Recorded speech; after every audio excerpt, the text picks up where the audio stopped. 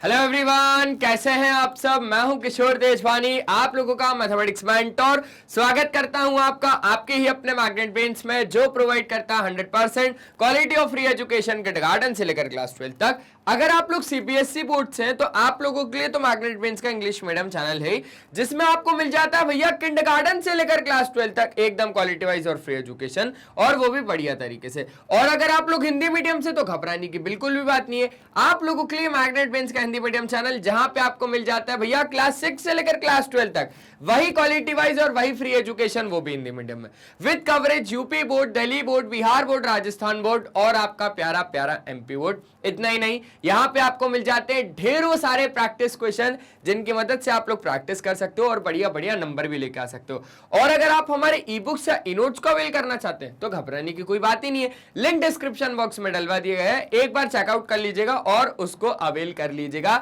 तो थोड़ा जल्दी से आ जाइए, देख लेते क्या करना है। Class 10th mathematics coordinate geometry, जो कि अब हमारा चैप्टर नंबर 7 है। आप लोगों की डिमांड पे लेके आ गया हूं भैया आप ही का चैप्टर कोऑर्डिनेट ज्योमेट्री। इसमें आज हम बात करने वाले हैं चैप्टर ओवरव्यू और इंट्रोडक्शन की। तो चैप्टर ओवरव्यू मस्त होने वाला है और इंट्रोडक्शन उससे भी ज्यादा मस्त होने वाला है। सर चैप्टर ओवरव्यू में हम यही समझते हैं ना, जैसे हमें गोवा जाना है और भोपाल से जाना है, तो सर कैसे जाना है, तो बस वही पूरा अपन रास्ता देखेंगे। आ जाओ दिखाता हूं, आ जाओ दिखाता हूं। सबसे पहले तो मैं आपको बताऊंगा इंट्रोडक्शन, जो आज ही के लेक्चर में होगा, पूरा इंट्रोडक्शन। इस इंट्रोडक्शन में आपको मैं समझाऊंगा कि भैया ये जो कोऑर्डिनेट ज्योमेट्री है ये कहां से आया है भैया, कैसे ये एकदम कैसे आ गया, ये एकदम से ये कैसे अपन कह सकते हैं कि भैया पैदा कैसे हुआ ये, ठीक है। तो कोऑर्डिनेट ज्योमेट्री में मैं आपको इंट्रोडक्शन बताऊंगा, और इंट्रोडक्शन में भी बेसिक सी चीजें, मतलब पॉइंट से coordinates, Cartesian plane, 2D coordinates, है ना, और 1D क्या होता है, 2D क्या होता है, और भी ढेरों सारी चीजें हैं। उसके बाद फिर मैं समझाऊंगा आपको डिस्टेंस फॉर्मूला, मतलब कि अगर आपको 2 पॉइंट कभी भी गिवन है तो 2 पॉइंट में मतलब आप उसकी डिस्टेंस कैसे निकालोगे। 2 पॉइंट मतलब आपके पास लेट से ए और बी अगर आपके पास पॉइंट है और इनके कुछ ना कुछ कोऑर्डिनेट्स होंगे, लेट से x1 y1 और ये हो गया x2 y2, तो इनके बीच में हम लोग डिस्टेंस कैसे निकालेंगे। मतलब अगर मुझे ए बी डिस्टेंस चाहिए तो वो कैसे फाइंड होगी, तो वो यहां पर पता चलेगा। उसके बाद हम लोग क्वेश्चन देख लेंगे डिस्टेंस फॉर्मूला के ऊपर, मतलब कोई डिस्टेंस फॉर्मूला जब समझाऊंगा तो यहां पर मैं तो आपको ये भी बताऊंगा कि डिस्टेंस फॉर्मूला आया कहां से, क्योंकि सर सब लोगों को देखा डिस्टेंस फॉर्मूला पढ़ा देते हैं, सर कोई ये नहीं बताता कि डिस्टेंस फॉर्मूला आया कहां से, तो वो मैं बता दूंगा आपको डिस्टेंस फॉर्मूला आया कहां से। उसके बाद हम समझेंगे question based on distance formula, मतलब यही जो डिस्टेंस फॉर्मूला हम लेके आएंगे उसके ऊपर क्वेश्चंस को हम लोग समझेंगे, ठीक है सर। उसके बाद एनसीईआरटी एग्जांपल, सर ये ना रहे तो सर 10th ही अधूरा है। सर एनसीईआरटी एग्जांपल्स बताओगे, उसके बाद फिर आप एक्सरसाइज पे आ जाओगे, तो यहां पर तो आधा चैप्टर खत्म हो जाएगा। यहां पर आपका आधा चैप्टर खत्म, मतलब कि 50% आपका कोऑर्डिनेट ज्योमेट्री यहां पर खत्म, है ना। 50% यहां पर आपका कोऑर्डिनेट ज्योमेट्री कंप्लीट हो जाएगा दोस्तों। उसके बाद फिर यहां से शुरू हो जाएगा आपका दूसरा टॉपिक, जिसका नाम है सेक्शन फॉर्मूला। ये सेक्शन फॉर्मूला कहता है कि अगर आपके पास 2 पॉइंट्स हैं और इसको कुछ ना कुछ, मतलब ये लाइन डिवाइड हो रही है कुछ ना कुछ रेशियो में, लेट से m1 और m2, और यहां पर आपके पास इस पॉइंट के कोऑर्डिनेट है x1 y1, इस पॉइंट के कोऑर्डिनेट है x2 y2, तो वो पॉइंट जो इनको रेशियो में डिवाइड कर रहा है वो पॉइंट के कोऑर्डिनेट्स क्या होंगे। लेट्स से आपके पास अगर एक P पॉइंट है तो इस P पॉइंट के कोऑर्डिनेट्स क्या होंगे, तो ये बताता है हमारा सेक्शन फॉर्मूला। और इसके बाद हम लोग समझेंगे भैया question based on section formula. उसके बाद समझेंगे सर मिड पॉइंट फॉर्मूला क्या होता है।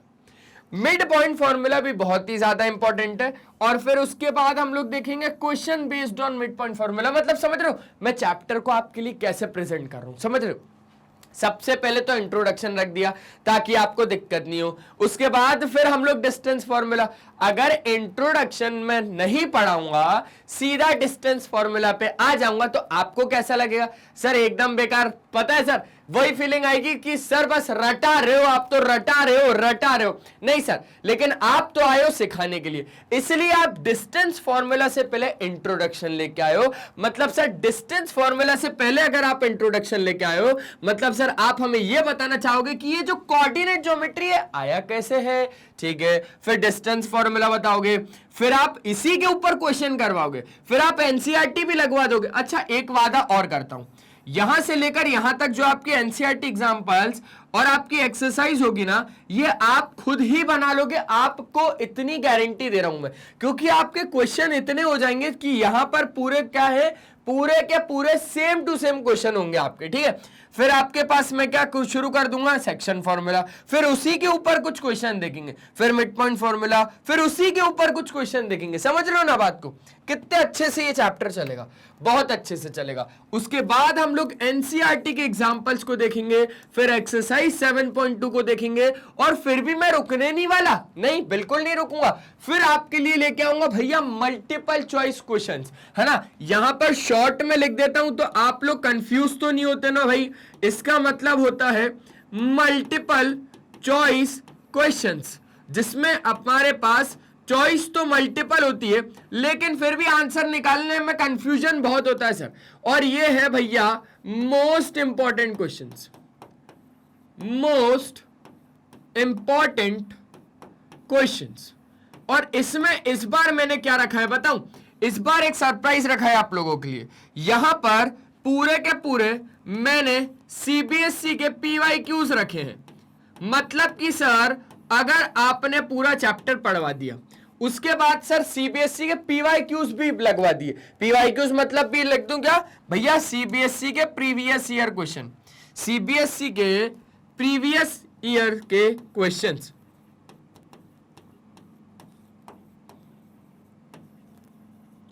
ठीक है, तो सर अगर ये हो गया तो फिर क्या हो गया सर, कोऑर्डिनेट ज्योमेट्री पूरा दिमाग में थोड़ी ना बैठेगा सर, कोऑर्डिनेट ज्योमेट्री दिमाग में नहीं बैठेगा सर, दिल में बैठ जाएगा सर, दिल में बैठ जाएगा। उसके बाद इसका आ जाएगा एक कंप्लीट चैप्टर रिवीजन, जो आपको हेल्प करेगा आपके एग्जाम में बढ़िया तरीके से। एक पूरा चैप्टर का एक क्रिस्प फॉर्म होता है भैया हमारा कंप्लीट चैप्टर रिवीजन, तो इसको पूरा चैप्टर आपको बढ़िया तरीके से रिवाइज हो जाएगा, ये वादा करता हूं। तो क्या बोलते हो आप लोग, क्योंकि हमें चलना कुछ ऐसे, तो एक बार स्क्रीनशॉट ले लो भाई, एक बार स्क्रीनशॉट लेना तो बनता है ना। स्क्रीनशॉट नहीं लिया तो फिर क्या लिया, और इसका भी आप लोग एक बार स्क्रीनशॉट ले लो, क्योंकि हम इसी तरीके से चलने वाले। अच्छा एक बात और, मुझे कमेंट में जरूर बताना कि एमसीक्यू इस बार कितने होने वाले और एमआईक्यू इस बार कितने होने वाले, ठीक है। चलो आगे बढ़ रहे हैं। अब जरा सर ये सारी बातें तो ठीक है, अब सर आ जाओ चैप्टर क्यों, अब आ जाओ आप चैप्टर क्यों की, ये चैप्टर मांगता क्या है, ये चैप्टर होता क्या है। आ जाओ इंट्रोडक्शन पार्ट समझ रहे हैं, तो बात को बहुत ज्यादा ध्यान से समझना। मैथमेटिक्स में अगर हम बात करें तो कोऑर्डिनेट्स क्या होते हैं, सेट ऑफ नंबर्स होते हैं that specify the position of a point in a coordinate system. Mathematics में कोऑर्डिनेट्स आपके सेट ऑफ नंबर्स होते हैं। अब ये सेट ऑफ नंबर्स क्या भैया, कुछ ना कुछ इसका सेट होगा। अब सेट मतलब क्या सर, जैसे कि हम लोग इसको अरेंज्ड फॉर्मेट में लिखते हैं, जैसे कि a, b अगर मैंने लिखा है इन ब्रैकेट्स, तो ये कहीं ना कहीं क्या है भैया, एक सेट फॉर्म ऑफ नंबर्स है ना। क्या है भैया, एक सेट है किसका, नंबर्स का। अब जैसे कि सर इसमें नंबर्स तो है नहीं, तो लो नंबर्स लगा दो 1, 2, ठीक है। अब जो क्या बता रहा है भैया, पोजीशन बता रहा है पॉइंट की कोऑर्डिनेट सिस्टम में। अब सर ये कोऑर्डिनेट सिस्टम क्या होता है, तो थोड़ा सा रुको, आपको पूरा बढ़िया तरीके से यहां पर आ जाएगा समझ में। एक नंबर लाइन आपकी 1D होती है। 1D का क्या मतलब होता है, 1 डायमेंशनल कोऑर्डिनेट सिस्टम, ठीक है। एक रियल नंबर जो मैच करती है लोकेशन पॉइंट की along a number line is called a coordinate of a point. अब बात को बहुत ज्यादा ध्यान से समझो, ये जो कोऑर्डिनेट ज्योमेट्री है इसकी शुरुआत कैसे हुई थी पता है, जैसे कि मान के चलो अगर आप लोगों को मैं यहां पर आपको पढ़ाऊं, ठीक है, और यहां पर बोल दूं कि यहां पर भैया हमारी एक स्टूडेंट खड़ी है, हमारी एक स्टूडेंट खड़ी है जिसका नाम है पीहू, ठीक है, देखने से ही डरावनी दिख रही होगी, लेकिन इसका नाम है पीहू। अब ये पीहू का ये जो पॉइंट है जहां पर ये खड़ी हुई है, ये कहलाएगा भैया इसका रेफरेंस पॉइंट। क्या कहलाएगा?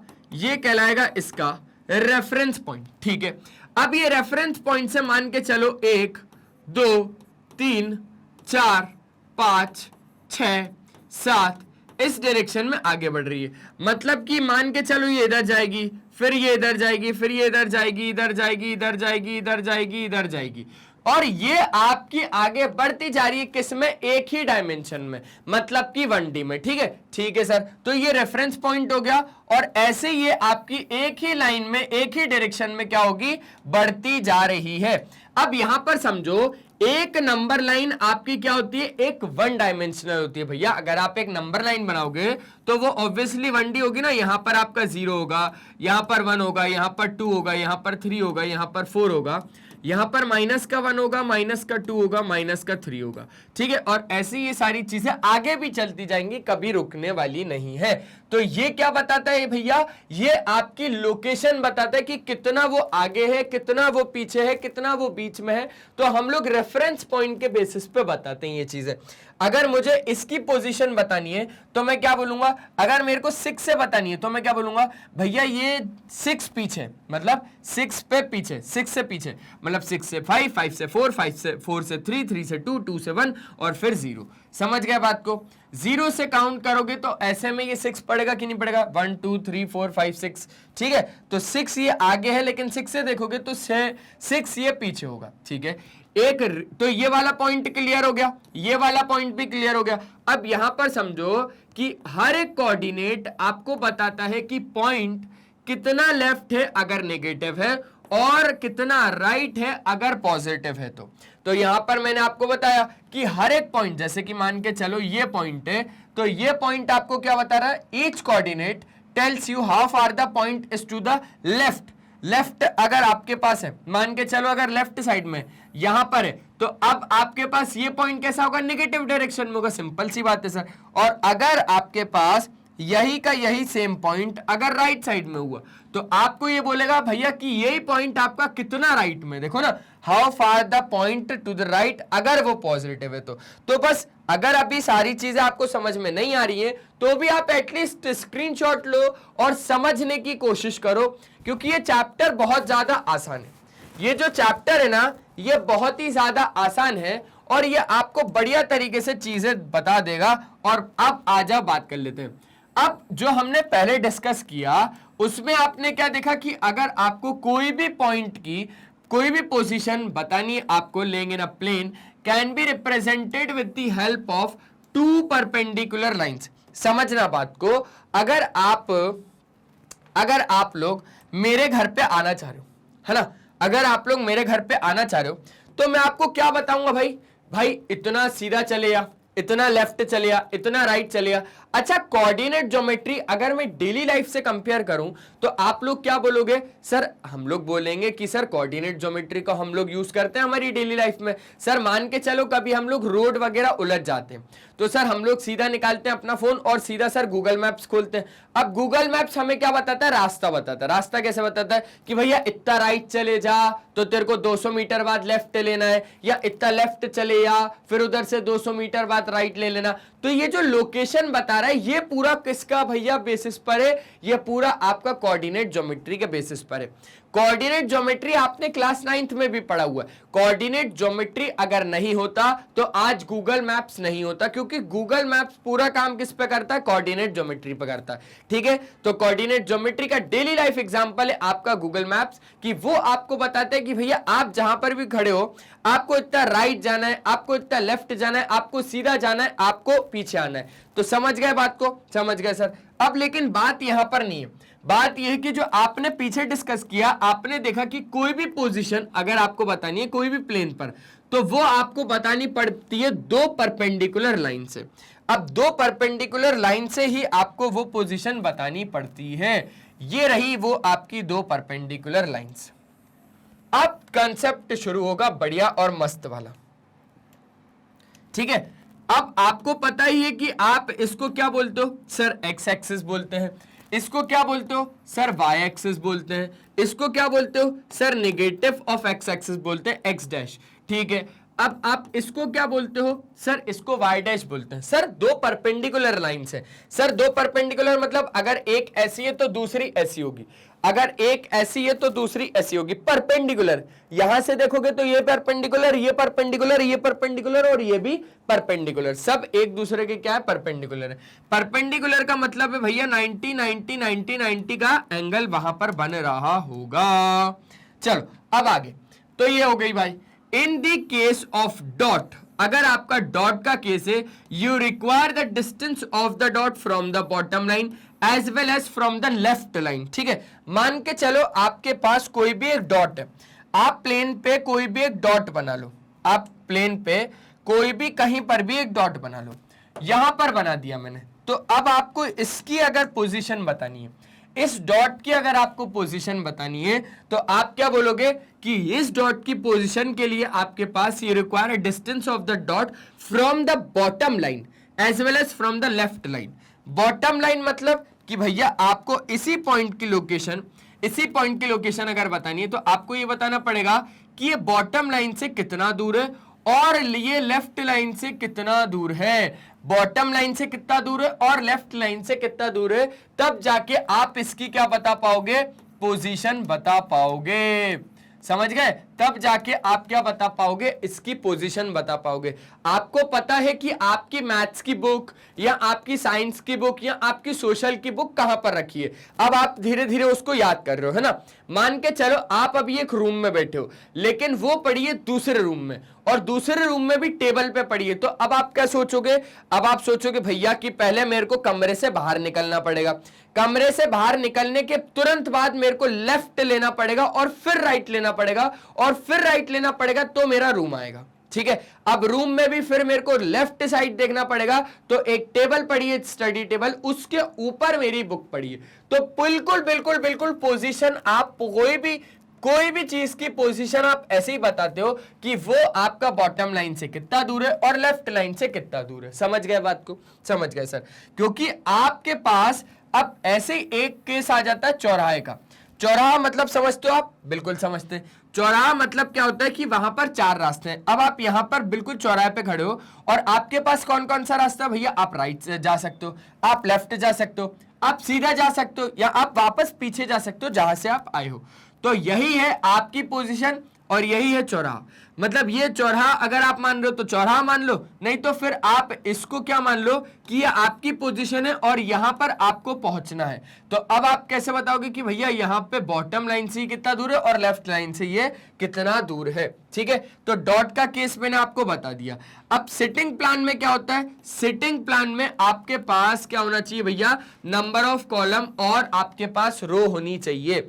जैसे कि मान के चलो कि आप क्या कर रहे हो भैया, आज बैठना चाह रहे हो, आप लोगों का एग्जाम है और एग्जाम में आप लोग तो देते ही होगे यार, एग्जाम तो कितने ही देते होगे आप लोग, है ना। तो आप लोगों का ये सिटिंग प्लान बना दिया, आप लोगों का ये क्या बना दिया, ये सिटिंग प्लान बना दिया, और इस सिटिंग प्लान के हिसाब से आपको क्या कर दिया भैया, बैठा दिया। यहां पर आपका एक गेट है, ठीक है, यहां से कोई भी कैंडिडेट एंटर होगा। अब यहां से एंटर होने के बाद वो यहां पर बैठ सकता है, यहां पर बैठ सकता है, यहां पर बैठ सकता है, यहां पर, यहां पर, यहां पर, यहां पर, यहां पर, यहां पर, यहां पर, यहां पर, यहां पर, यहां पर, यहां पर, यहां पर, ये 10 जगहों पे वो बैठ सकता है। लेकिन टीचर समझाएगी कैसे, समझाएगी on the basis of column और रो। तो आपके पास ये क्या होते हैं, ये रो होते हैं, ये क्या होता है, रो। जैसे कि ये रो 1 मान लो, ये रो 2 मान लो, और ये रो 3 मान लो, और ये क्या हो जाएगा, column 1, column 2, column 3, column 4, column 5।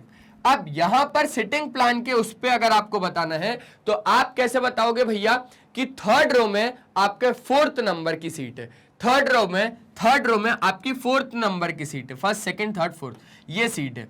तो पहली रो क्यों जाएगा इंसान, दूसरी रो क्यों जाएगा, उतना आगे क्यों जाएगा भैया, गेट यहां पर है तो थर्ड रो भी यहीं पे, और थर्ड रो में उसने बोला है भैया कि कौन सा आपका फोर्थ नंबर की सीट है, थर्ड रो में फोर्थ नंबर, थर्ड रो में फोर्थ नंबर, मतलब ऐसे थर्ड रो में, और ये आ गया फोर्थ नंबर, मतलब आपकी सीट यहां पर है, लेट से ए पॉइंट हम इसको बोल रहे हैं। तो ऐसे आपके पास सेटिंग प्लान में आपको ऐसी चीजें चाहिए होती हैं, समझ गए बात को। चलो आगे बढ़ते हैं। अब बात तो शुरू कर लेते हैं कोऑर्डिनेट ज्योमेट्री की। ये कोऑर्डिनेट ज्योमेट्री होता क्या है, आ जाओ।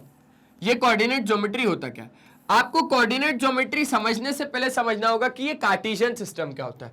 तो एक ऐसा सिस्टम जो आपका डिस्क्राइब करता है पोजीशन एक पॉइंट की। ध्यान रखना, इस बार ना तो हमें किसी आदमी की पोजीशन बतानी है, ना तो हमें किसी बच्चे की बतानी है, ना किसी एनिमल की बतानी है, ना किसी गाड़ी की बतानी है। हमें सिस्टम, हमारे पास किसकी पोजीशन बतानी है, एक पॉइंट की पोजीशन बतानी है। तो कार्टेशियन सिस्टम का मतलब क्या होता है, एक ऐसा सिस्टम जो आपको डिस्क्राइब करता है किसका पोजीशन, किसका, मेरा या आपका सर, एक पॉइंट का, कोई भी एक प्लेन पे, तो उसको हम बोलते हैं क्या, कार्टेशियन सिस्टम। ध्यान रखना, the system used for describing the position of a point in a plane is known as the Cartesian system. अब आपको मैंने ये चीज तो बता दी कि अगर आपको बताना है कोई भी पॉइंट की पोजीशन, तो आप वो बताओगे भैया कि वो नीचे से कितना दूर है और वो लेफ्ट लाइन से कितना दूर है ना, समझ जाओगे बढ़िया तरीके से। चलो आगे बढ़े क्या, चलो आगे बढ़ते आगे बढ़ते आगे बढ़ते। तो ये बात हो गई। अब ये बात तो हो गई, तो कार्टेशियन सिस्टम आपको समझ में आ गया होगा बढ़िया तरीके से। अब आ जाओ जरा सा 2D कोऑर्डिनेट समझ लेते हैं।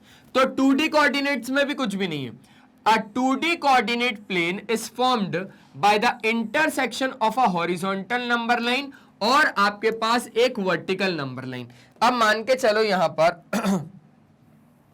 अब मान के चलो कि आपके पास क्या होता है, दो तरीके की नंबर लाइन होती है। सर दो तरीके की नहीं, वो नंबर लाइन तो एक ही तरीके की होती है, पर हम उसको यहां के हिसाब से दो तरीकों में बना रहे हैं, हम उसको यहां के हिसाब से दो तरीकों में बना रहे हैं। अब अगर आपके पास ये एक नंबर लाइन है, आपके पास ये बात तो पक्की सर, यहां पर 0 होगा, यहां पर होगा 1, यहां पर होगा 2, यहां पर होगा 3, यहां पर होगा 4, यहां पर होगा 5, तो ये आपकी क्या हो गई, ये इस डायरेक्शन में भी जाती है। और सेम टू सेम अगर आपके पास -1, -2, -3, -4, -5 अगर ये होगा, तो आपकी ये इस साइड में भी जाएगी, ठीक है। और आपके पास एक नंबर लाइन तो ये हो गई मेरे भाई, ये नंबर लाइन होती है, ये तो पता होगा कि सर यहां पर 0 होता है, यहां पे सारे पॉजिटिव और यहां पर सारे नेगेटिव, और ये आपकी क्या है, एक नंबर लाइन। लेट से मैं इसको x बोल रहा हूं और उसको x डैश बोल रहा हूं। तो ये आपकी लाइन कैसी है, ये आपकी हॉरिजॉन्टल नंबर लाइन है। ये कैसी लाइन है, ये आपकी हॉरिजॉन्टल नंबर लाइन है। कैसी है, हॉरिजॉन्टल नंबर लाइन। अब अगर आपको वर्टिकल नंबर लाइन बनानी है ना, अब अगर आपको वर्टिकल नंबर लाइन बनानी है तो आप वर्टिकल नंबर लाइन बनाओगे। तो ये लो, ये बनाई हमने वर्टिकल नंबर लाइन, ये बना ली आपने वर्टिकल नंबर लाइन। बस फर्क इसमें इतना रहता है कि इसी को आप क्या बोल देते हो कि ये आपका y हो गया, ये आपका y डैश हो गया, और ये तो हो गई हॉरिजॉन्टल और ये पूरी हो गई वर्टिकल। इस लाइन को क्या बोलोगे, वर्टिकल नंबर लाइन, ठीक है, ठीक है। ये वाली लाइन क्या है, ये वाली लाइन है हॉरिजॉन्टल नंबर लाइन, ये वाली लाइन है वर्टिकल नंबर लाइन। चलो अब जरा आगे की बात समझो। ये हो गया 1, ये हो गया 1, ये हो गया 2, ये हो गया 3, ये हो गया 4 और ये हो गया 5, ठीक है। ऐसे मान के चलो, ये माइनस का 1, ये माइनस का 2, ये माइनस का 3, ये माइनस का 4, ये माइनस का 5 और ये माइनस का 6। तो ऐसे हो गया आपके पास वर्टिकल नंबर लाइन। अब आपके पास यहां पर क्या बोला कि 2D कोऑर्डिनेट प्लेन चाहिए आपको, है ना। 1D मतलब वन डायरेक्शन वाला नहीं चाहिए, वन डायमेंशनल वाला नहीं चाहिए, उसको चाहिए दो डायमेंशनल, दो डायरेक्शन। मतलब एक डायरेक्शन तो ये, एक डायरेक्शन ये, दो डायमेंशनल दो डायरेक्शन, ऐसे याद रखना, दो डायमेंशनल और दो डायरेक्शन, एक यहां पर और एक यहां पर। तो ये कब बनता है, दो 2D कोऑर्डिनेट सिस्टम कब बनता है, जब आपके पास हॉरिजॉन्टल नंबर लाइन और वर्टिकल नंबर लाइन इंटरसेक्ट करती हो। हॉरिजॉन्टल नंबर लाइन और वर्टिकल नंबर लाइन क्या करती हो? इंटरसेक्ट करती हो। उस पॉइंट को आप बोलते हो क्या? उस पॉइंट को आप बोलते हो 2D कोऑर्डिनेट प्लेन। ठीक है, जो कि फॉर्म होती है किससे? हॉरिजॉन्टल नंबर लाइन और वर्टिकल नंबर लाइन से, जैसा कि मैंने आपको बता दिया। अब आपको कुछ कुछ पॉइंट्स टू नोट में ध्यान रखना पड़ेंगे चीजों के बारे में। अब आपके पास पॉइंट टू नोट में ध्यान रखना कि अगर आप लोग एक्स कोऑर्डिनेट को बताना चाह रहे हो पॉइंट के, तो वो परपेंडिकुलर डिस्टेंस होती है फ्रॉम दी वाई एक्सिस। मतलब कि बहुत ज्यादा ध्यान से समझना, अगर मान के चलो आपके पास में एक पॉइंट देता हूं, लेट्स से मैंने ये पॉइंट दिया यहां पर, तो अब मैं पूछ रहा हूं भैया इस पॉइंट के कोऑर्डिनेट्स क्या है? तो अब आप क्या बोलोगे कि सर देखो इस पॉइंट के कोऑर्डिनेट है 4,4,3। मैंने बोला अच्छा 4,3, लेकिन ये आपने बताया कैसे?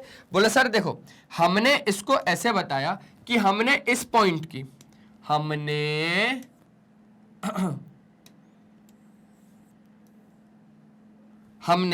इसी पॉइंट की क्या देखी, थोड़ा इधर मान लो पॉइंट को कि थोड़ा वो क्या है, पॉइंट इधर है। ठीक है, हमने इसी पॉइंट को एक्स एक्सिस से देखा और हमने इसी पॉइंट को वाई एक्सिस से देखा, पर आपका कहना 50% सही है और 50% आपका कहना गलत है। 50% आपका कहना सही है और 50% आपका कहना सही है। एक्चुअल में आप क्या देख रहे हो? अगर मैं बात करूं perpendicular distance from X axis, अब समझना, अब आपको चीज समझ में आएगी।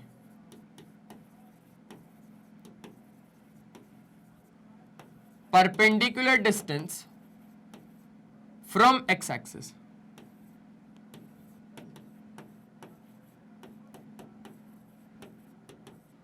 अब आपके पास एक्स एक्सिस तो ये है, अब इधर से परपेंडिकुलर डिस्टेंस मतलब ये है ना, perpendicular distance of X axis is Y coordinate,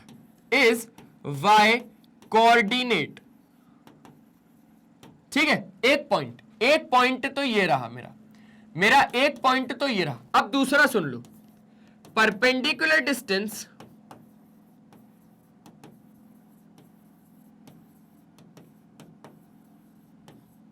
of, है ना, perpendicular distance from y axis is x coordinate. क्या? x coordinate.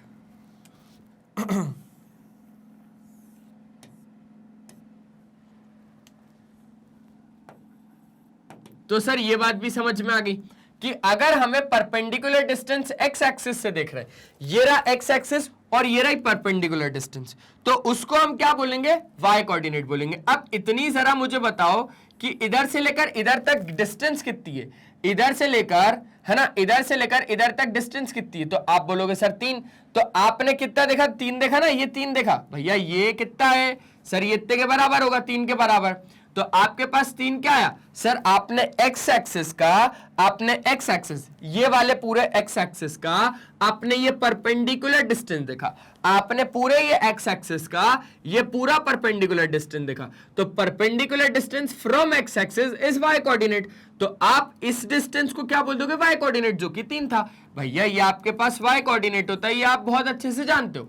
अब perpendicular distance from Y axis, ये वाई एक्सिस से, ये वाई एक्सिस से, ये वाई एक्सिस से अगर ये परपेंडिकुलर डिस्टेंस है, ये वाई एक्सिस से अगर ये परपेंडिकुलर डिस्टेंस है, तो अब आप इसको क्या बोलोगे? सर इतना डिस्टेंस जरा बता तो दो कितना है। सर इतना डिस्टेंस कितना है? सर इतना डिस्टेंस कितना? 4 है सर। तो आपके पास वाई एक्सिस से जब परपेंडिकुलर डिस्टेंस देखोगे तो आप उसको क्या बोलोगे? एक्स कोऑर्डिनेट बोलोगे। तो यही चीज है आपकी यहां पर लिखी है दोनों पॉइंट पे कि x coordinate of a point is it's perpendicular distance from y axis, और अगर आपको y कोऑर्डिनेट बताना है कोई भी पॉइंट का, तो वो परपेंडिकुलर डिस्टेंस होती है x एक्सिस से। समझ गए बात को? बढ़िया तरीके से, पक्का? चलो अब ये बात तो हो गई। अब x कोऑर्डिनेट को आप और क्या बोलते हो?